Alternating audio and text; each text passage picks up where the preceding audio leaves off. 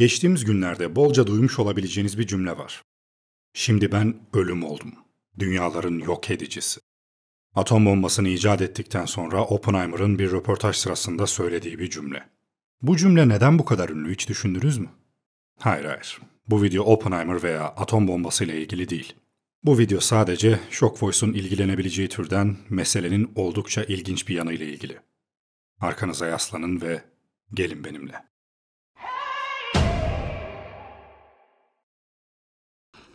We knew the world would not be the same. Few people laughed. Few people cried. Most people were silent. I remembered the line from the Hindu scripture, the Bhagavad Gita. Vishnu is trying to persuade the prince that he should do his duty, and to impress him takes on his multi-armed form and says, "Now I am become death, the destroyer of worlds." I suppose we all thought that one way or another. Oppenheimer bu sözleri 1965 yılında Hiroşima ve Nagasaki'ye atom bombası atılması kararı ile ilgili olarak NBC kanalında yayınlanan bir röportaj sırasında söylemişti. New Mexico çölünde gerçekleştirilen çok daha küçük çaplı Trinity denemesi hakkında konuşuluyordu. Şimdi burada Oppenheimer'ın en ünlü sözü olarak aktarılan cümlenin kendisi aslında başka bir aktarılan cümle. Yani Oppenheimer bu cümleyi konuşmasında da belirttiği gibi kutsal bir Hindu metni olan Bhagavad Gita'dan alıntılıyor. Oppenheimer'ın bu sözü kutsal bir Hindu metninden alıntılamasının arkasında aslında oldukça ilginç ve ince detaylar var. Oppenheimer'ın böylesine önemli bir anda Sanskritçe kutsal metinlere yönelmesi, en azından kısmen Hindu yazılarının dünyaya getirdiği yıkıcı gücü anlamlandırmasına yardımcı olduğunu gösteriyor. Bhagavad Gita'yı öğreten Sanskritçe uzmanı rahip Dr. Stephen Thompson, 2017'de verdiği bir demeçte belli ki bu felsefeden çok etkilenmişti şeklinde konuşmuştu. Oppenheimer'ın hatırladığı satırda Tanrı Vishnu, savaş arabacısı Lord Krishna olarak bedenlenen savaşçı Prens Arjun'la konuşmaktadır. Oppenheimer belgeselde diyor ki, Arjun bir asker. Onun savaşmak gibi bir görevi var. Kimin yaşayıp kimin öleceğini Arjun değil, Krishna belirleyecek. Ve Arjun, kaderin ne getireceği konusunda ne yas tutmalı ne de sevinmeli. Aksine bu tür sonuçlara yüce bir şekilde bağlı olmamalı ve nihayetinde en önemli şey Krishna'ya adanmış olması gerektiğidir. Onun inancı Arjun'un ruhunu kurtaracaktır. Benzer şekilde Oppenheimer da ABD'nin atom bombasını kullanmasından ve öldürdüğü insanlardan ne kadar sorumlu olduğu ya da olmadığı sorusuyla boğuşur. NBC röportajında Oppenheimer, nükleer bombanın geliştirilme gerekçelerini İkinci Dünya Savaşı'nın vahşetini sona erdireceği ve sayısız hayat kurtaracağı ve asla kullanılmayacağı umudunu tartıştı.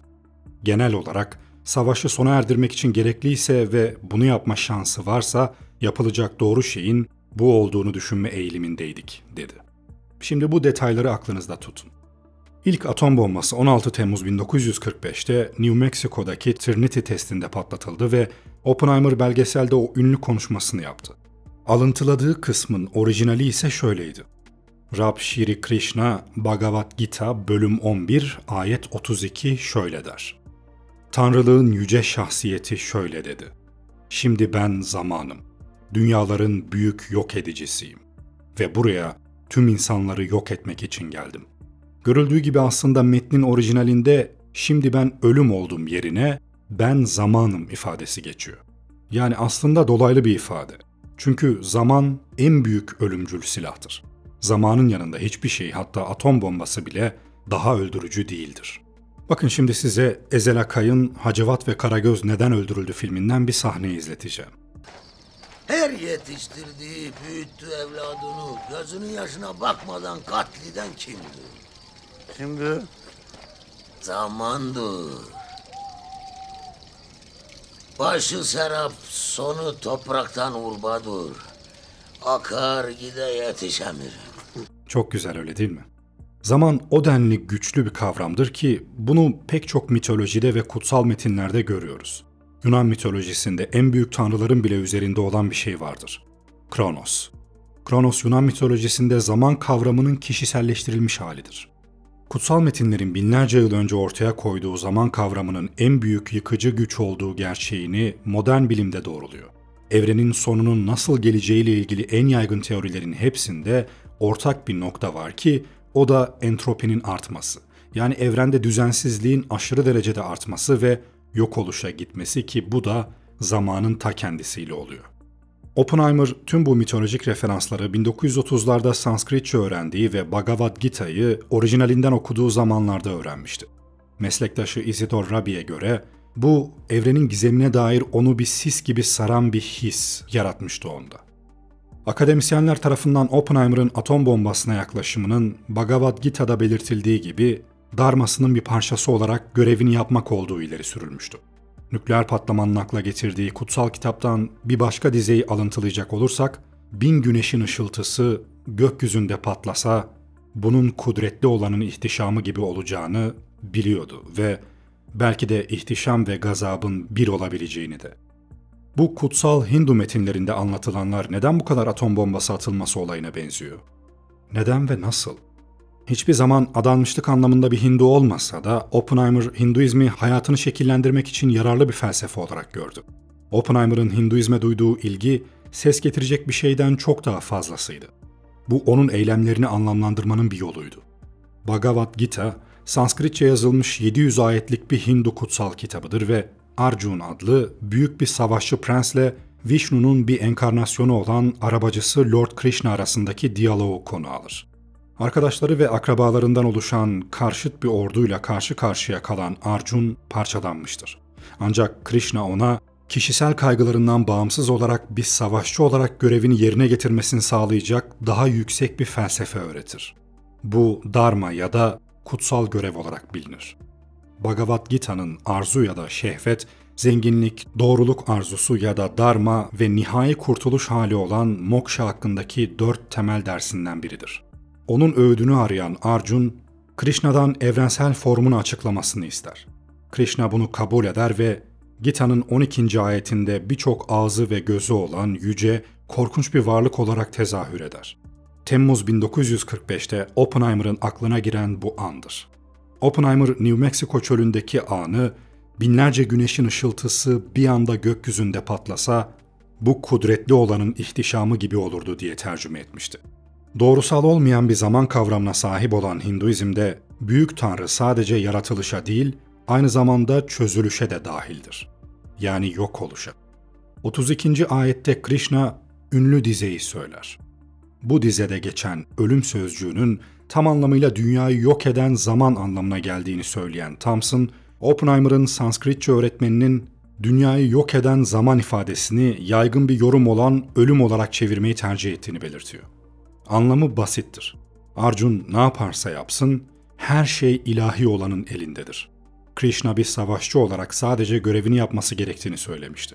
Oppenheimer eğer bir rahip olsaydı bunu yapmak zorunda olmazdı ama o tıpkı Arjun'un konumunda bir savaşçıydı ve bunu yapmak zorundaydı. Arjun için savaşa kayıtsız kalmak nispeten kolay olabilirdi. Çünkü rakiplerinin ruhlarının her şeye rağmen yaşayacağına inanıyordu. Ancak Oppenheimer atom bombasının sonuçlarını şiddetli bir şekilde hissetti. Oppenheimer'ın Gita'ya ilk ne zaman maruz kaldığı net değil. Kesin olarak bilinen şey, Berkeley'de profesörken ünlü Sanskrit alimi Arthur W. Ryder'la çalışmaya başladığı 1933 yılına kadar Sanskritçe'yi ciddi bir şekilde çalışmaya başlamadığıdır. Kardeşine yazdığı mektuplarda kitaptan övgüyle bahsetmiş ve çok daha sonra Nisan 1945'te Başkan Roosevelt'in ölümü üzerine Los Alamos'ta düzenlenen törende kitaptan alıntılar yapmıştır. Gita'nın öyküsü, prens kuzenler arasındaki bir savaşa çağrılan bir insan prensi olan Arjun'un öyküsüdür. Arjun savaşmak istemez. Cesareti ya da becerisi olmadığı için değil. Bu bir veraset savaşı olduğu için, yani düşmanları kendi kuzenleri, arkadaşları, öğretmenleridir. Arjun onları öldürmek istemez. İnsan kılığına girmiş Tanrı Krishna olduğu ortaya çıkan arabacısına güvenir. Gita metni çoğunlukla Krishna'nın Arjun'a, Arjun bunu yapmak istemese de neden savaşa girmesi gerektiğini anlatmasından ibarettir. Krishna'nın argümanı 3 noktaya dayanır. 1. Arjun bir askerdir ve bu yüzden savaşmak onun görevidir. 2. Arjun'un kaderini belirlemek Arjun'un değil, Krishna'nın işidir. 3. Arjun ruhunu koruyacaksa eninde sonunda Krishna'ya inanmalıdır. Arjun sonunda ikna olmaya başlar. Krishna tanrısal çok kollu formunu kendisine gösterir ve Arjun'a inanılmaz bir manzara gösterir. Daha sonra o 1000 güneşin ışığı şeklinde başlayan sözlerini söyler. Arjun'un bu manzara karşısında nasıl hayrete düştüğünü metnin devamı şu şekilde ifade eder. İçine şaşkınlık girdi. Saçları ayağa kalktı. Başını eğdi. Alçak gönüllülükle katlanmış ellerini kaldırdı ve Tanrı'ya ibadet etti. Sonra Krishna, Arjun'a neden orada olduğunu söyledi. Ölümüm ben ve şimdiki görevim yıkım.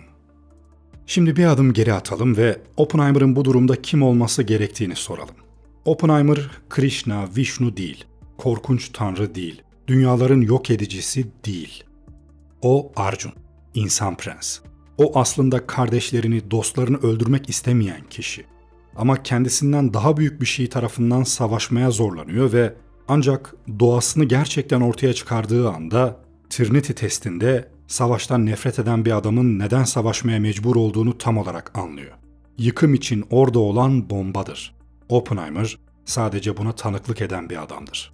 Oppenheimer'ın Gita'dan esinlenmiş olabileceği görev duygusunun hayatına ve devlet hizmetine nüfuz ettiğini düşünebiliriz.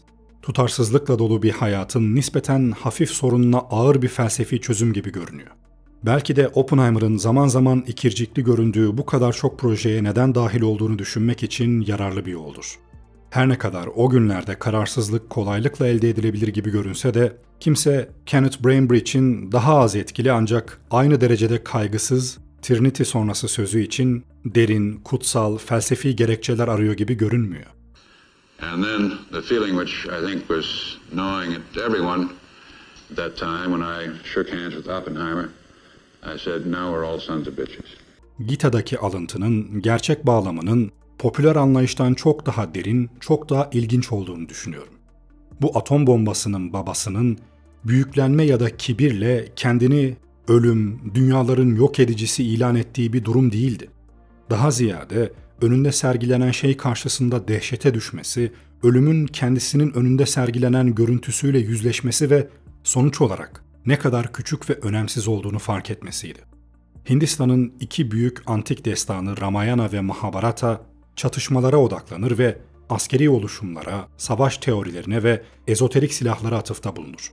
Yaklaşık 300 bin mısra, uzun düz yazı pasajları ve toplamda yaklaşık 1,8 milyon kelimeyle Mahabharata, İlyada ve Odesseya'nın toplam uzunluğunun yaklaşık 10 katı ve Ramayana'nın uzunluğunun yaklaşık 4 katıdır. Şimdi size yine oldukça ilginç olan bir şeyden söz edeceğim.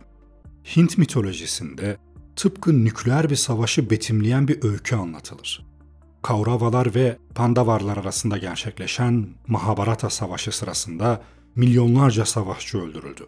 Tanrılar ve yarı tanrılar hem Kauravalara hem de Pandavalara astralar ve çakralar şeklinde çeşitli göksel silahlar verdiler.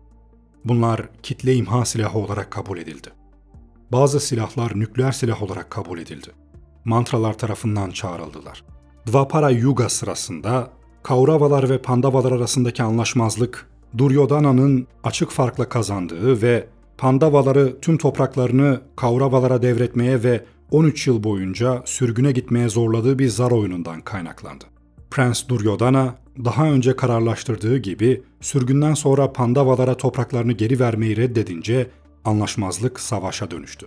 Savaş Kuruksetra'da 80 kilometrekarelik bir alanda gerçekleşti. Baharat'taki neredeyse tüm krallıklar savaşa katıldı ve savaş Mahabharata Savaşı'na dönüştü. 18 gün süren savaşın sonunda Pandavalardan 7, Kauravalardan 3 olmak üzere sadece 10 kişi hayatta kalabildi. Mahabharata Savaşı sırasında sadece 18 günde milyonlarca savaşçı ve bir günde 50 bin Vrishi ve Andakar nasıl öldürüldü peki?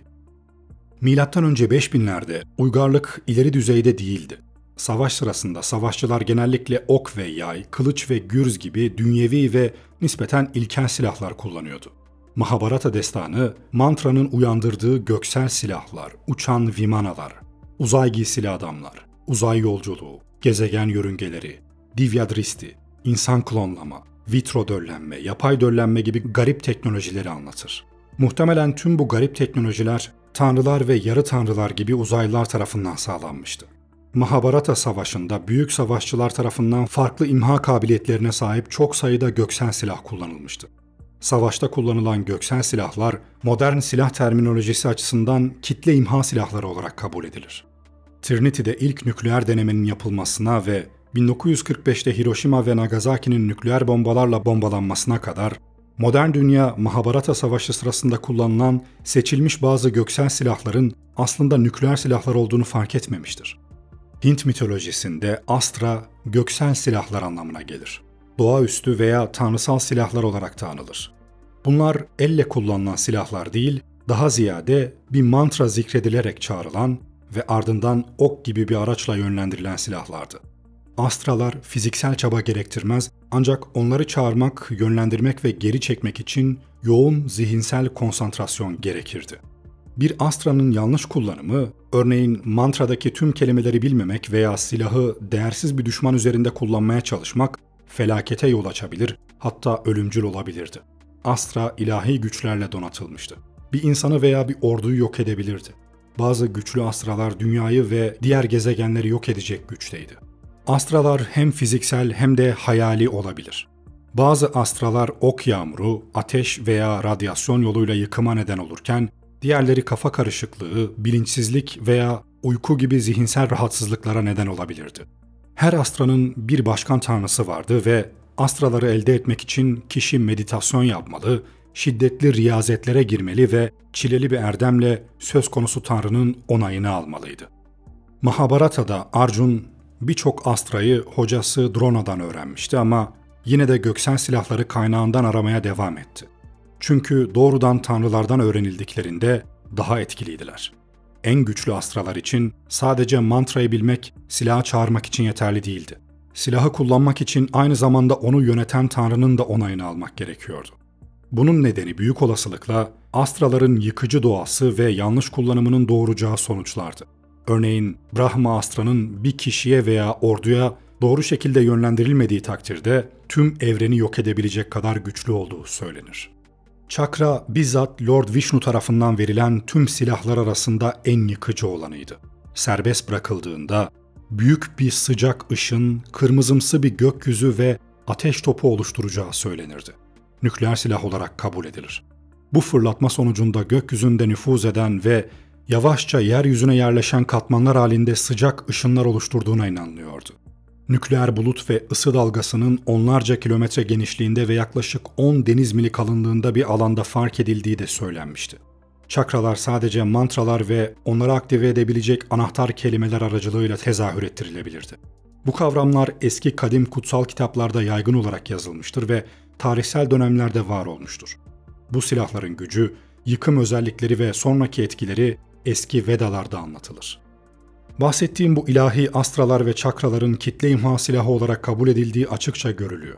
Hem Kauravalar hem de Pandavalar bu kitle imha silahlarını kullanarak Kuruksetra Savaşı'nda sadece 18 gün içinde 1. ve 2. Dünya Savaşı'ndan çok daha fazla insan öldürdü. Manhattan Projesi'nin yöneticisi Dr. J. Robert Oppenheimer, atom bombasının babası olarak anılıyordu. Oppenheimer, 1933 yılında Sanskritçe öğrenmiş ve Bhagavad Gita'yı orijinalinden okumuştu. Manhattan Projesi'nden kısa bir süre sonra Dr. Oppenheimer, Rochester Üniversitesi'nde öğrencilere hitap etti. Öğrencilerinden biri ona yaptığı deneyin dünyanın ilk nükleer patlaması olup olmadığını sordu. Düşünceli bir şekilde cevap verdi. Evet, modern zamanlarda tabii ki.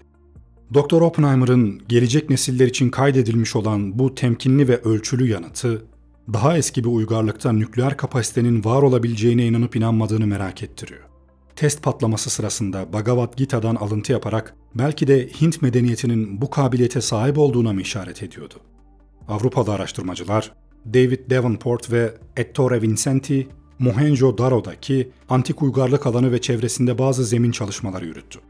Kazı alanlarından birinde antik kentin güçlü bir patlamayla harap olmuş olabileceğini düşündüren kanıtlar buldular. patlamanın merkez üstünde büyük bir erimiş ya da eritilmiş kil tabakası ve kristalleşmiş yeşil cam buldular. Bu merkez üssünün etrafındaki tuğlalar da patlamanın karakteristik özelliği olarak bir taraftan erimişti. Sanskritçe metinlerde anlatılan Mahabharata Savaşı'na ev sahipliği yapan Kuruksetra, bir zamanlar radyoaktif maddelerden oluşan bir örtüyle kaplıydı. Antik Hindistan'da gerçekten meydana gelen ve bugün hala bizi büyüleyen birkaç olay var.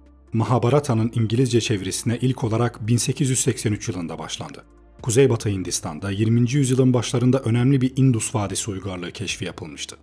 Zaman içinde ortaya atılan pek çok teoriden en bilineni, eski Hintlilerin nükleer silah kullandıkları ve bu konuda kapsamlı bilgiye sahip oldukları şeklindeki olağanüstü iddiaydı.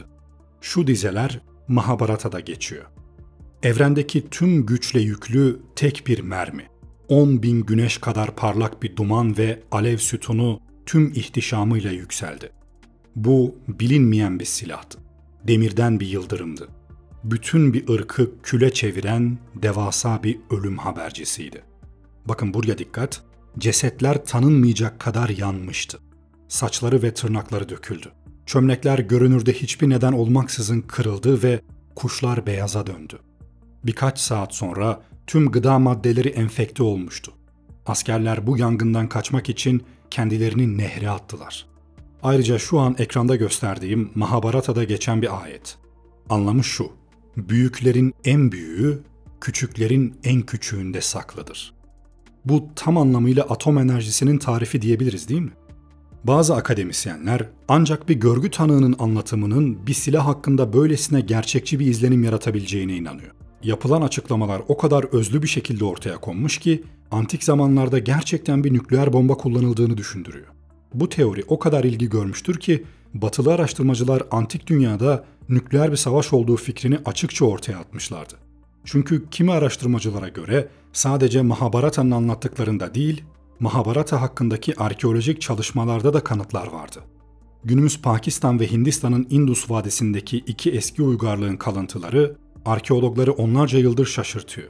Bu şehirlerin her ikisi de yüzyıllar boyunca gelişen teknoloji ve kültür merkezleri olmalarına rağmen tesadüfen Mısır'daki büyük piramitlerin inşası sırasında aniden terk edilmişti. Özellikle Mohenjo-Daro 600 yıl boyunca iskan edildikten sonra dümdüz olmuş ya da çökmüş gibi görünüyordu. Burası antik bir nükleer savaşın yaşandığı yer olabilir miydi? Mohenjo-Daro ve Harappa sadece orada yaşayan insanlar tarafından terk edilmeleri nedeniyle değil, aynı zamanda inanılmaz derecede gelişmiş teknolojileri ve merkezi olmayan seküler toplumları nedeniyle de anormaldir. Arkeologlar bu iki devasa şehrin yerleşim planının belirgin bir hiyerarşi ya da elit yönetici sınıfı olmayan eşitlikçi bir uygarlığın kalıntılarını gösterdiğini ve muhtemelen seçilmiş görevliler tarafından yönetildiğini tespit ettiler. Mohenjo-Daro kalıntıları, dikkatli bir şehir planlaması, gelişmiş sulama ve drenaj sistemleri ve Indus Nehri tarafından doldurulan 900 metrekarelik su geçirmez ortak bir alan göstermekte. Bu uygarlık, 500 dönümlük bir alana yayılmış ve 20.000 ila 40.000 arasında bir nüfusu desteklemiştir. Mohenjo-Daro ile aynı zamanlarda harap olan Harappa'da tahıl ambarları, üst yapıları ve hesaplanmış ticaret uygulamalarıyla aynı derecede gelişmişti. Bu uygarlıklarda satranç gibi masa oyunları vardı. Değerli taşlar ve mücevherlerin ticareti yapılıyordu ve temizlik ve hijyene önem veriliyordu. Her ikisi de aniden ve hiçbir açıklama yapılmadan ortadan kaybolan, gelişen kültürlere sahip uygarlıklardı. Mohenjo-Daro'da yapılan kazılarda el ele tutuşmuş bir ailenin iskeletleri ortaya çıkarılmış. Sanki ani ve öngörülemeyen bir olayda ölmüşler gibi üzerlerini kaplayan moloz ve külle dümdüz olmuş gibi görünüyorlardı.